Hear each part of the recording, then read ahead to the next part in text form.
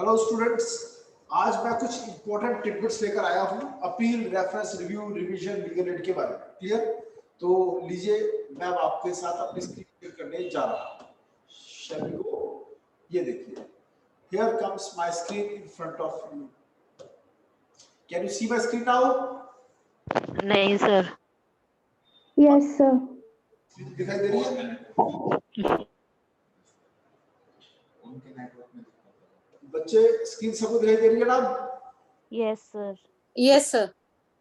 Yes sir. चाहूंगा legal aid इन appeals. ठीक है, एक केस में एक्यूज्ड का लीगल एड होना उसका राइट बनता है। जब तक लीगल एड नहीं मिलेगी तब तक फाइनल जजमेंट नहीं दी जाएगी।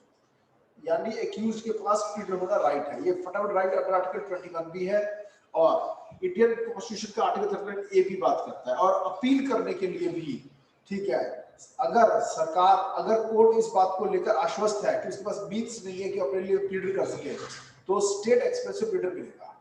एक कोर्ट का फैसला जिसमें कि सिर्फ 100 रुपीज की फीस मिल रही थी प्लीडर को, ठीक है, वहां पर कहा 100 रुपीज बहुत कम है, 2500 किया गया। ठीक है, 304 बात करता है स्टेट एक्सपेंस पर जो कोर्ट प्रोवाइड करती है, प्लीडर मिलता है अपील करने के लिए। ठीक है जी, ये वो केस है कि लीगल एड मिलेगी, ठीक है, और फिर रीजनेबल पैसे एडवोकेट को मिलने चाहिए। ठीक है जी। Next, difference between appeal and review. Appeal और रिव्यू का सबसे बड़ा फर्क, अपील में आप हायर लेवल कोर्ट के आगे अपने जजमेंट को चैलेंज करते हैं, जो कि दिया हुआ है चैप्टर 29 सेक्शन 372 टू 394। जबकि रिव्यू में सेम जज अपनी ही जजमेंट को चेंज करता है नए फैक्ट सामने आने पर। सीपीसी में रिव्यू है, सिविल केसेस में सेम सिविल जज अपनी ही जजमेंट को चेंज कर सकता है, पर सीआरपीसी में बहुत ही लिमिटेड है रिव्यू का स्कोप। रूल तो यही है, नो रिव्यू, लेकिन सिर्फ clerical errors, typing errors, calculation mistakes का रिव्यू सेम जज अपनी जजमेंट का कर सकता है। ओके? और superior courts have the appellate jurisdiction over their inferior courts in appeal, but same judge करता है review में। ये basic difference है। superior courts have the power, have appellate jurisdiction to amend, alter, dismiss, acquit and enhance the punishment। lower court ने जो फैसला दिया उस फैसले के खिलाफ जाते हुए डिसमिस कर सकते हैं, ऑल्टर कर सकते हैं, कुछ भी कर सकती है बड़ी कोर्ट। रिव्यू के तहत क्या है, केवल क्लरिकल एरर्स और अर्थमेटिकल एरर्स दूर कर सकता है एक मैजिस्ट्रेट। क्लियर? अगला पॉइंट आता है रेफरेंस गिवन है सेक्शन 395 396 में। ठीक है जी, जहां पर हाई कोर्ट का ओपिनियन लॉ पॉइंट पर लिया जाता है। डिसीजन और ओपिनियन ऑफ दी, देखिए, decision of a question by a referee, a question referred to a referee. ये क्या मतलब है? पहले तो क्वेश्चन किसको जाएगा? Reference to the high court. 395 396 इसकी बात करते हैं। जब कोर्ट इस बात को लेकर सेटिस्फाइड है कि जो पेंडिंग केस है उसमें एक ऐसा क्वेश्चन है जो कि वैलिडिटी ऑफ किसी लॉ, ऑर्डिनेंस, रेगुलेशन या प्रोविजन की बात करता है, यानी law point, legal question involve है, ठीक है, और उसकी determination, the determination of which is necessary. जब तक वो लॉ का क्वेश्चन सॉल्व नहीं होता तब तक उस केस का फैसला नहीं दिया जा सकता, और अभी तक उसको लेकर हाई कोर्ट ने कुछ भी क्लियर नहीं किया है। ठीक है, by the high court to which that court is subordinate. ना ही सुप्रीम कोर्ट ने उसके ऊपर अभी तक कुछ बोला है, यानी लॉ पॉइंट अनसेटल्ड है, तो उसमें and therefore refer the same for the decision of the high court. Clear? और उसके बाद जो हाई कोर्ट ने अपना ओपिनियन दिया, अकॉर्डिंगली उसी के हिसाब से shall pass such order thereon as it thinks fit, and cause a copy of such order to be sent to the court by which the reference has been made। when a question has been so referred, high court को जवाब देना पड़ेगा और उसकी copy भेजेंगे उस court को जिसने रेफर किया था क्वेश्चन। ठीक है, has been made, which shall dispose of the case। अब वो छोटी court shall dispose of the case in confirmation to the high court's opinion. ये समझ में आ गया? पहला किससे पूछेंगे जवाब? हाई कोर्ट से। रेफरेंस हमेशा किसको होती है? हाई कोर्ट को। क्या सेशन कोर्ट से पूछ सकते हैं? नहीं पूछ सकते। क्लियर? और क्या हाई कोर्ट को जवाब देना होगा? यस। क्या उसी जवाब के हिसाब से वो फैसला देना होगा छोटे जज को? यस। क्लियर? सेशन कोर्ट भी कर सकता है। यस, एडिशनल सेशन पूछ सकते हैं। ठीक है। और जेएमआईसी भी डायरेक्ट हाई कोर्ट। हाँ जी। हाई कोर्ट में direct by whom the cost of such reference shall be paid। अब उस रेफरेंस की कॉस्ट कौन पे करेगा ये हाई कोर्ट खुद डिसाइड करेगी। क्लियर? क्योंकि आप भी अप्लाई कर सकते हैं कोर्ट पे, प्लीज इस क्वेश्चन में रेफर कीजिए हाई कोर्ट को। समझ में? ऐसे फिर जो अप्लाई करता है कोर्ट के अंदर, ठीक है, फिर वो करते हैं। नेक्स्ट कौन? जैसे क्लाइंट्स पार्टीज पार्टी कर सकते हैं। जी लॉ पॉइंट क्लियर है, किसके ऊपर क्लैरिटी नहीं है अभी तक, तो please refer this question to the high court. और जज बाउंड। मैजिस्ट्रेट जजेस बाउंड। हाँ जी मैजिस्ट्रेट रेफर करता है तो पोस्ट कौन? जी कोई भी रेफर करे, ठीक है, हाई कोर्ट फैसला देगी और वो फैक्ट्स एंड सर्कमस्टेंसेस के हिसाब से है। क्लियर? और जब जनरली जब पार्टी करती है ना तो पार्टी में डाल देते हैं, नहीं तो फिर सीधा स्टेट दिखाते हैं। और आगे चलते हैं। Conditions. The reference can only be made only on a question of law. कभी क्वेश्चन ऑफ फैक्ट पर रेफरेंस नहीं होती। पहला पॉइंट क्लियर है? No reference on a question of fact, only on question of law. ये पहले बोल चुका ना मैं, ठीक है। दूसरी चीज, कभी भी डिस्पोज्ड ऑफ केस में कोई पॉइंट निकल आया, जजमेंट के बाद रेफरेंस हो सकती है? नहीं, हमेशा ही पेंडिंग, जब केस पेंडिंग है उस टाइम पर रेफर हो सकता है। मोरओवर जो क्वेश्चन ऑफ लॉ है वो नया है, अगर उसके ऊपर पहले हाई कोर्ट ने या सुप्रीम कोर्ट ने क्लैरिटी दी हुई है, ठीक है, तो आप उसी क्वेश्चन को दोबारा से रेफर नहीं कर सकते। समझ में आया? which has already been decided, ठीक है, then the same question should not be put before the high court, it will be waste of time। ठीक है जी। फिर किस तरह के क्वेश्चन होते हैं, क्या एक एक्ट या उसका प्रोविजन आज भी वैलिड है या नहीं है? ठीक है जी। रेगुलेशन वर्ड का मतलब इसमें वो होगा as given in the general clause of 1997। और जब तक हाई कोर्ट का फैसला आ नहीं जाता तब तक क्या होगा? The court shall commit the accused to jail or release him on bail। अब फैसला तभी होगा जब रेफर क्वेश्चन आ जाएगा। और आगे चलते हैं। सिविल और क्रिमिनल दोनों केसेस में। हाँ जी, हाँ ये सिर्फ क्रिमिनल की बात हो रही है। चला आगे। नेक्स्ट, अब अपील और रेफरेंस में क्या फर्क है? दोनों के पहले चैप्टर से फर्क हो गया, 30 है वो 29 है।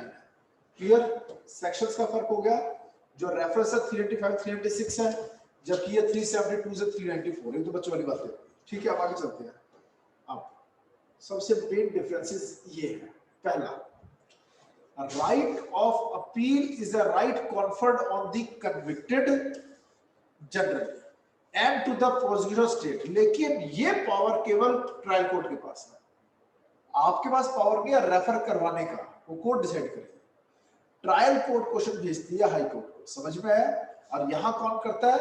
दोनों में से किसी पार्टी के पास अपील में जाने की पावर है। स्टेट जा सकती है, ठीक है, और साथ ही जनरली कौन जाता है?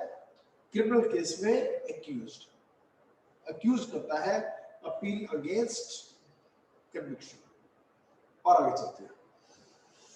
Next, appeal from the judicial first class magistrate to the session जज। फर्स्ट क्लास मजिस्ट्रेट की अपील जो जाएगी वो सेशन को जाएगी, एंड फ्रॉम सेशन जज to high court, and finally from high court to the supreme court. लेकिन reference only to high court. Okay, high court का सुप्रीम कोर्ट को कोई क्वेश्चन रेफर करने का सवाल नहीं पैदा। Clear? Okay, next, grounds of appeal or wider. Appeal के ग्राउंड्स वाइडर होते हैं, पर इसमें सिर्फ एक ही ग्राउंड है, और वो क्या है? ठीक है, क्वेश्चन ऑफ लॉ। सिर्फ क्वेश्चन ऑफ लॉ पूछ सकते हैं रेफरेंस में। सर रेफरेंस कभी भी ऊपर सुप्रीम कोर्ट हाई कोर्ट में नहीं भेजेंगे। रेफर नहीं, हाई कोर्ट कभी सुप्रीम कोर्ट से नहीं कुछ पूछती। सीआरपीसी में ऐसा कोई प्रोविजन नहीं है कि जिसमें हाई कोर्ट सुप्रीम कोर्ट से पूछे लॉ पॉइंट। सिचुएशन है हाई कोर्ट में रेफर हुआ, हाई कोर्ट ने इंटरप्रिटेशन दे दी जो भी देनी थी, लेकिन सुप्रीम कोर्ट को लगता है कि इसने गलत दी है, फिर क्या होगा? सुप्रीम कोर्ट सो तो कुछ भी कर सकते हैं, interest of justice in hand pass है। ठीक है जी। फाइनल इंटरप्रेटर तो सुप्रीम कोर्ट ही है ना, चले आप कर तो सकते हैं वो, फिर उसके बाद फैसला आएगा, उस फैसले का अपील में जाओगे, फिर अपील टू सुप्रीम कोर्ट जाएगी, वहां बात होगी, ठीक है जी। देन ये देखो अपील वहां लाई करती है where decrees passed or an appealable order is made, ठीक है, जबकि रेफरेंस तो पेंडिंग केसेस में होता है, pending suit, pending appeal, pending execution proceedings. समझ में आया? अपील कहां लाई करेगी? डिक्री आ गई फाइनल या फिर अपीलेबल ऑर्डर्स में आ गए, ठीक है जी। Then it is of superiority in nature, ठीक है, and the order of the appellate court to inferior court is in commanding nature. जो अपील होता है वो continuation of the same case माना जाता है, और जो बड़ी कोर्ट का फैसला है वो कमांडिंग नेचर का होता है, जबकि ये कंसल्टेटिव नेचर का होता है। समझ में आ गया कि कंसल्ट कर रही है छोटी कोर्ट बड़ी कोर्ट से। सर सुपीरियरिटी नेचर का क्या मतलब? कि सुपीरियर कोर्ट अपील में जो फैसला देती है वो एक तरह की कमांड होती है छोटी कोर्ट के लिए, ठीक है जी। और आगे चलते हैं। The appeal is made on anything, both question of law, question of fact, whereas reference is only on question of law. Okay? Party appeal कर सकती है पर पार्टी रेफरेंस नहीं कर सकती, रेफरेंस में ट्रायल कोर्ट भेजेगी, ठीक है। Only the inferior court can make reference to the high court. Ninth point देखो, sometimes the state as prosecution can make the appeal, ठीक है, but state has no power of reference. क्या state appeal में जा सकती है? हाँ जा सकती है, पर क्या स्टेट रेफरेंस में जा सकती है? नहीं जा सकती। चले आगे। अब अपील का जो एम है वो क्या है कि अगर छोटी कोर्ट ने आर्बिट्रेरली, कैप्रिशियसली, इलीगलिटी या इरेगुलर तरीके से, ठीक है, अपनी एक्सरसाइज की है जुरिसडिक्शन, ठीक है, जबकि रेफरेंस क्या है? ये गलती को ठीक करने के लिए, ये गलती ना हो इसलिए है। छोटा गलती करे ना, पहले ही हाई कोर्ट को अपील में ले ले, तो ये प्रिवेंटिव है, ये क्यूरेटिव है। Appeal is curative. एक बार गलत फैसला आया था उसके बाद उसको सही करती है अपीलेट कोर्ट। यहाँ पर सुपीरियर कोर्ट गलत फैसला आने नहीं देती और पहले ही एक लॉ पॉइंट क्लियर कर देती है। समझ में आया? So reference is consultative in nature, therefore it is preventive in nature, it prevents mistake by inferior court, ठीक है जी। अब हम बात करने जा रहे हैं रिवीजन के बारे में कुछ और। 397 से 401 CrPC. In cases where no appeal has been provided by law, or in cases where the remedy of the appeal has for any reason failed to secure fair justice, ठीक है, CRPC provides another kind of review that is called revision. Revision pending cases में भी होती है और decided cases में भी होती है। अपील केवल decided केस में होती है। समझ में? अपीलेबल ऑर्डर्स कुछ ऐसे होते हैं, ठीक है, जहां पर प्रोवाइडेड होता है कि ये फाइनल फैसला नहीं है, सिर्फ ऑर्डर है, उसे अपील हो जाती है। क्लियर? सर रिवीजन भी हाईएस्ट कोर्ट में जाती है। रिवीजन बड़ी कोर्ट में जाती है, किसी में डाल सकते हैं, ठीक है जी। देख पा रहे हैं? The revision lies both in petition area and it can be filed before both high court and session. Appeal और रिवीजन बड़ी कोर्ट में जाती है, यानी ट्रायल कोर्ट से सेशन कोर्ट से हाई कोर्ट। समझ में आ गया? लेकिन रेफरेंस केवल टू हाई कोर्ट होता है। समझ में आ गया?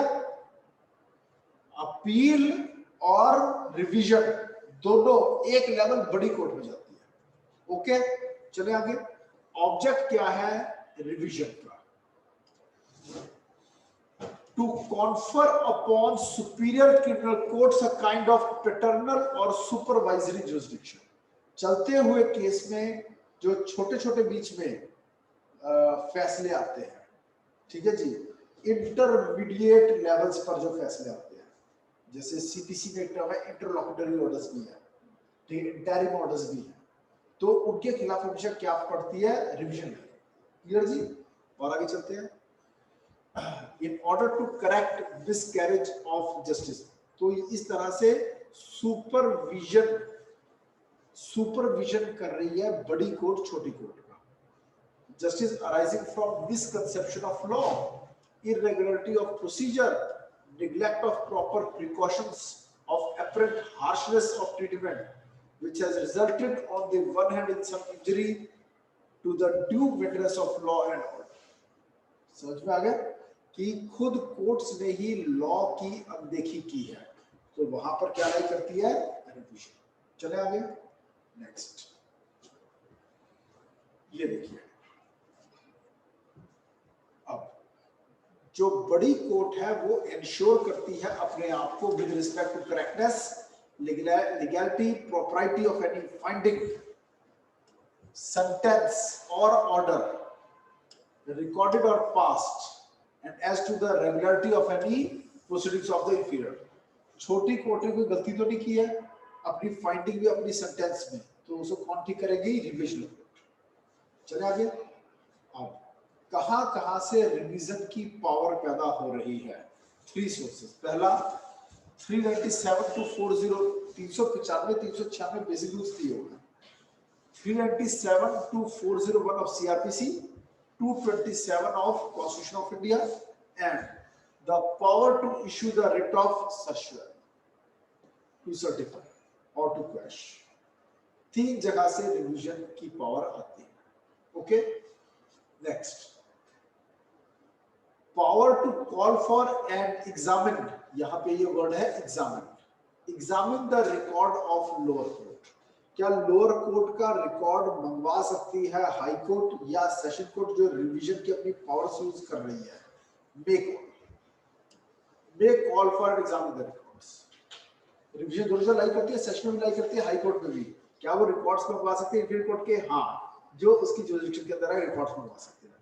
क्या चीजें किस पॉइंट पर अपने आप को सेटिस्फाई करने के लिए? पहला तो वही आ गया correctness, legality and propriety of any finding, ठीक है, रेगुलरिटी ऑफ एनी प्रोसीडिंग्स, क्या प्रोसीजर सही फॉलो किया, ओके। और जब रिकॉर्ड मंगवाती है हाई कोर्ट या court of session as a court of revision, तब it may direct that the execution of any sentence or the order, if the accused is in confinement, that he be released on bail or on his own bond pending the examination। कि तब तक execution को रोक दिया जाता है, और अगर कोई वो बंदा अंदर है तो उसको बेल भी देती है। नेक्स्ट, क्या इंटरलॉक्यूटरी ऑर्डर्स की रिवीजन होती है? नहीं होती। 387 क्लॉज 2, ठीक है जी, बीच में जो आते हैं नॉट फाइनल ऑर्डर्स, ठीक है जी। मैं हालांकि सीपीसी कराते हुए आपको थोड़ा अच्छे एक्सप्लेन करूंगा इंटरलॉक्यूटरी ऑर्डर्स और इंटरिम ऑर्डर्स में क्या फर्क होता है। और no further application for revision after one application, ठीक है, एक बार रिवीजन डाल दी, क्या उसका दोबारा से रिवीजन डाली जा सकती है? नहीं, ठीक है जी।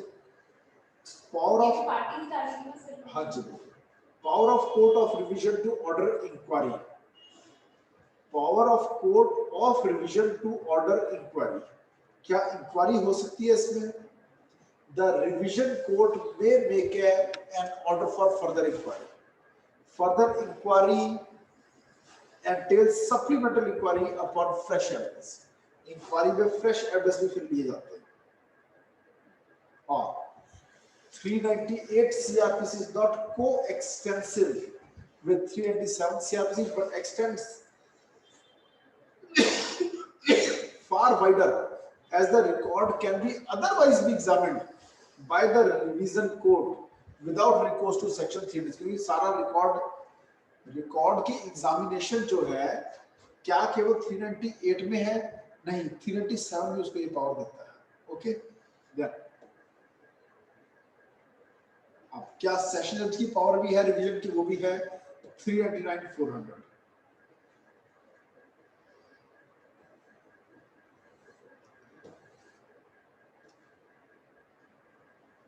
सुओ मोटो एक केस अगर सेशन जज ने अपने पास मंगवा लिया, उसमें भी ये पावर एक्सरसाइज कर सकता है, सुओ मोटो भी पावर एक्सरसाइज कर सकता है।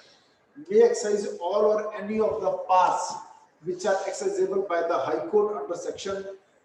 जो हाई कोर्ट के पास पावर्स है रिवीजन की, वो सारी सेशन कोर्ट के पास भी है, क्लियर। और बिना किसी के अप्लाई किए भी सुओ मोटो भी रिवीजन हो सकती है। समझ पाया? ऐसे का चल गया सेशन कोड कहीं कुछ गलत हो रहा है उसको चेंज करो। High courts power of revision 401, the revisional jurisdiction of high court is very wide। वैसे कुछ भी इंटरेस्ट ऑफ जस्टिस फैसला ले सकती है, आपको देख लेना उसको।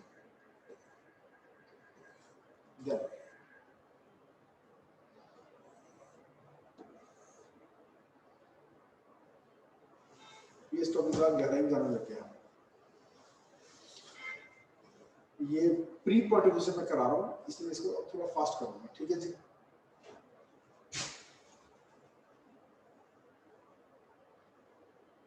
ये देखिए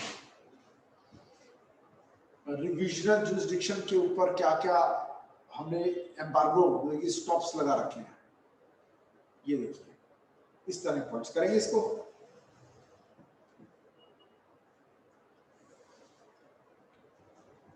पहला पॉइंट ये है आपके सामने, no revision in high court when revision in session court. अगर सेशन कोर्ट में रिवीजन प्रोसीडिंग्स चल रही हैं तब क्या हाई कोर्ट में भी साथ साथ लगाई जा सकती है? नहीं है। क्यों?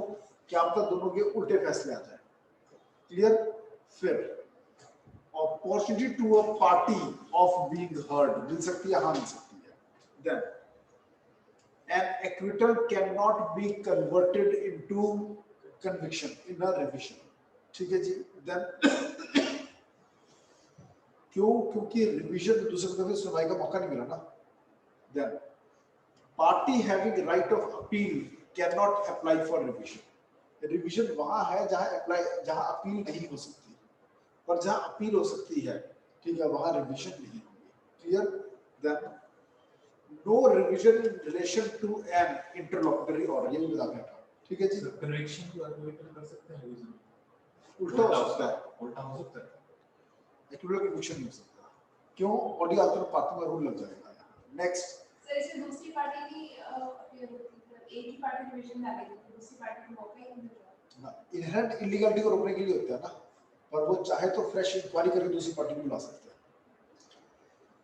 High Court cannot review its judgment pronounced on revision in a criminal case। High Court cannot review its judgment pronounced on revision। High Court ने revision में जो फैसला दिया, क्या उस फैसले को रिव्यू करके चेंज किया जा सकता है? नहीं किया जा सकता। ठीक है जी। इधर सर अगर रिवीजन में हाई कोर्ट ने कुछ फैसला दिया, दूसरी पार्टी जो जिसके अगेंस्ट चला गया फैसला, फिर उसके बाद दोबारा रिवीजन का तो पावर है? अपील रहती है बस। रिवीजन ये जो मैंने फैसला दिया उसके फिर आप अपील होगी, वो भी कहा सुप्रीम कोर्ट रिव्यू नहीं हो सकता। सुप्रीम कोर्ट, हाई कोर्ट के बाद तो सुप्रीम कोर्ट ही आती है। Then distinction between revision and appeal, ठीक है जी। अब रिवीजन और अपील में क्या फर्क है?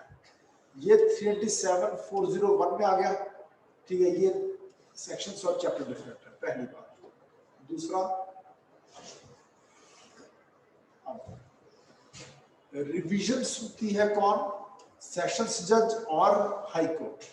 और the appellate judiciary is arranged in hierarchy. इसमें सुप्रीम कोर्ट बीच में आ जाएगी सर। और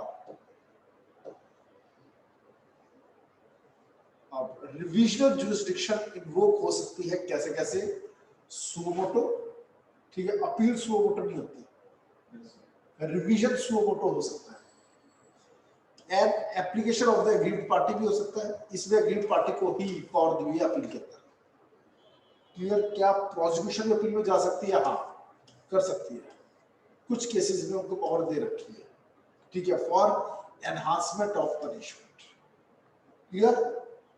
और in extraordinary circumstances by a third party भी रिवीजन में जा सकती है, who is directly affected by the decision of the law। A और B का केस है, C party when it is directly affected by the decision they can also go for revision, ठीक है। लेकिन ऐसा अपील में कुछ नहीं है। The revisional parts of high court is purely discretionary, ठीक है। लेकिन right of appeal is a substantial right and conferred by the statute. इसमें आपकी रिवीजन एडमिट हो ना हो आप कुछ नहीं कर सकते, वो डिस्क्रिशनरी है। अपील में आपको दिया हुआ यहाँ पर राइट बनता है अपील का। क्लियर? देन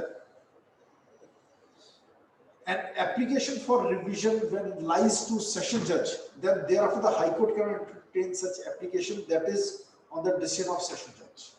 अगर आपने एक बार रिवीजन लगा दी है कहां पर, सेशन में, फिर उसके बाद आप हाई कोर्ट में रिवीजन नहीं लगा सकते, ठीक है.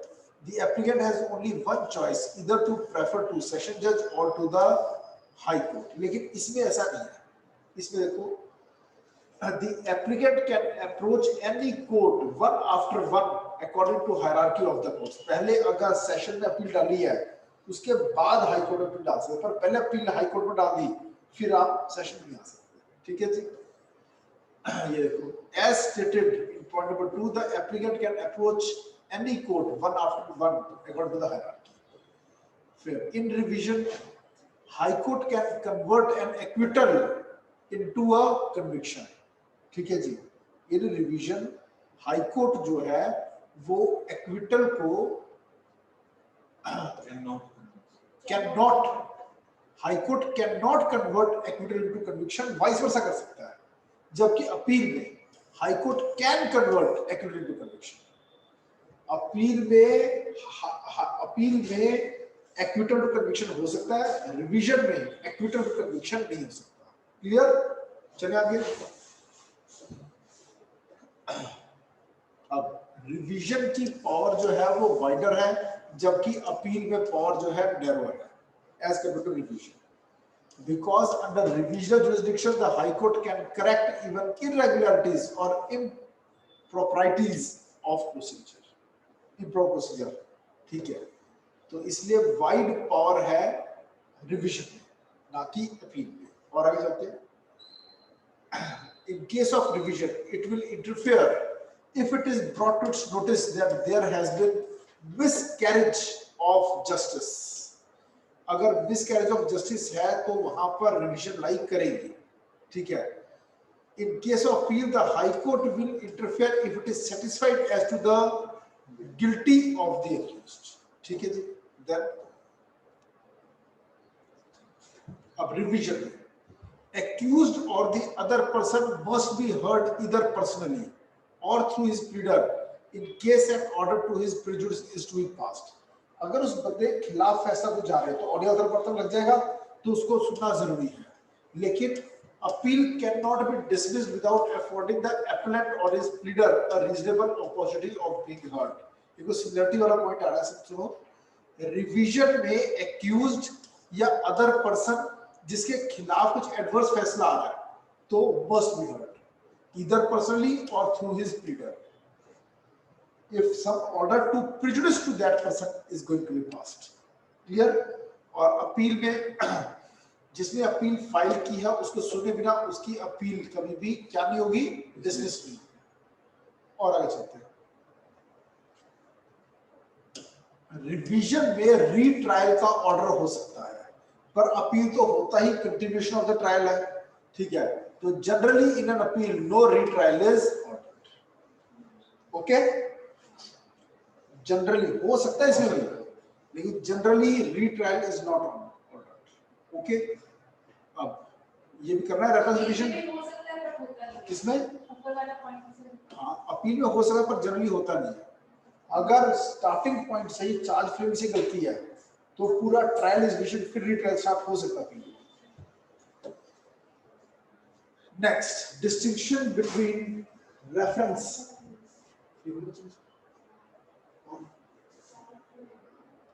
और बस खत्म कर रहा हूं. क्या टाइम हो गया? चलो कल फिर यहां से स्टार्ट करें. Distinction between reference and revision. ये टिटबिट्स में काफी कुछ है. 10 पेज डॉक्यूमेंट है ये, ठीक है. हम मंडे को इसको खत्म करेंगे, ठीक है जी. और हमने शुरू कहां से करना है, ये है 22 नंबर पेज इस वाले का. सोचो इस वाले डॉक्यूमेंट को जो मैंने अभी दिखाया आपको, इसमें ये 50 पेज का भी और पड़ा है, ठीक है जी. क्लास 33 थर्ड क्लास सर आप ना वो लगा दो आधे घंटे का कोई क्लास ओवर करवा चाहिए.